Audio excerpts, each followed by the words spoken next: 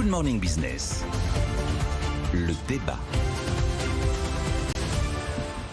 Et on accueille en plateau Nicolas Dose et Jean-Marc Daniel. Alors hier, le gouverneur de la Banque de France a adressé sa lettre annuelle au président de la République. Le thème, l'inflation. Dedans, pas mal de recettes pour essayer de la faire baisser, la ramener à 2%. Nicolas, convaincu par l'ordonnance ? J'ai un peu tendance à perdre mon latin avec cette histoire. Parce que Alain Madelin était là hier matin entre 9h et 10h. Il avait un discours très proche de celui de Jean-Marc Daniel, considérant que ce qu'on appelle de l'inflation, c'est presque un abus de langage. Le gouverneur de la Banque de France appelle ça de l'inflation. Mais clairement, il parle même d'une maladie économique et sociale. Alain Madelin nous disait, au drame, cessez tout de suite les hausses de taux. Jamais les taux n'auraient dû monter. L'arme des taux est totalement inefficace face à cette inflation. François Villeroy-de-Galhau dit exactement le contraire. Il dit, la réponse est monétaire, elle n'est pas budgétaire, l'arme des taux est efficace, il y aura encore des hausses de taux sans doute peu et pas très importantes, et jamais, au grand jamais, les taux ne baisseront tant que l'inflation ne sera pas vaincue, car l'inflation a changé de nature. Elle a été au début, en 2021, liée à un choc d'offres, mais pour lui, c'est plus une histoire de choc d'offres. Il regarde l'inflation sous-jacente, et il nous explique que c'est bel et bien avec les taux d'intérêt qu'on va réussir à vaincre cette inflation. Vous voyez, j'ai quand même des regards d'experts, parce qu'Alain Madelin est évidemment un expert sur les questions économiques, François Villeroy-de-Galhau est le gouverneur de la Banque de France, et je me dis, mais il y en a forcément un qui est dans l'erreur. Il y en a forcément un qui se trompe. Il y en a forcément un qui n'a pas la bonne analyse de la situation.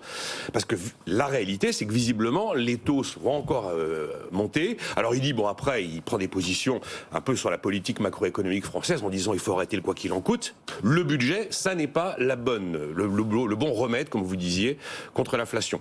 Le bon remède, c'est le monétaire. C'est la politique monétaire. Et il dit, il faut absolument, pour ça, après, c'est produire davantage en France, on le sait, il met en avant la transition écologique, la transition numérique, la réforme de l'État, et tout l'agenda social qui, notamment, sera détaillé demain par Elisabeth Borne. Donc, bon remède ou mauvais remède, je vous avouerai que j'en perds un peu mon latin quand j'entends autant de points de vue aussi divergents sur ce sujet. Alors, quel est le point de vue de Jean-Marc Daniel ? Jean-Marc Daniel, qui hier, vous avez eu, a eu du mal avec son latin, et donc aujourd'hui, j'ai retrouvé le mien. Non pas mon latin, mais mon raisonnement économique. Alors, juste les trois éléments du jour.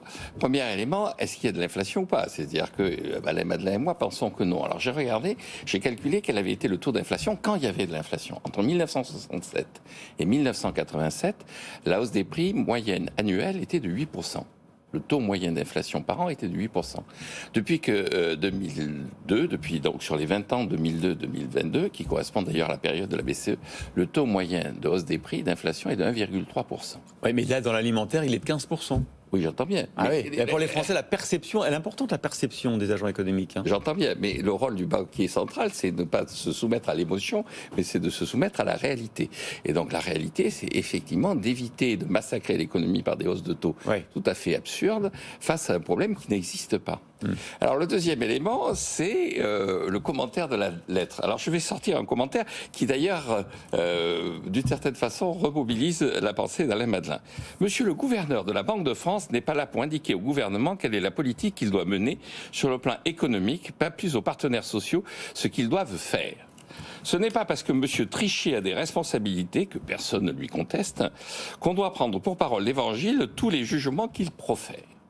Donc ça, c'était la réaction de Jacques Chirac, candidat à la présidentielle, à la lettre de 1995. La lettre arrive en avril 1995. Vous n'allez pas faire comme les politiques maintenant ?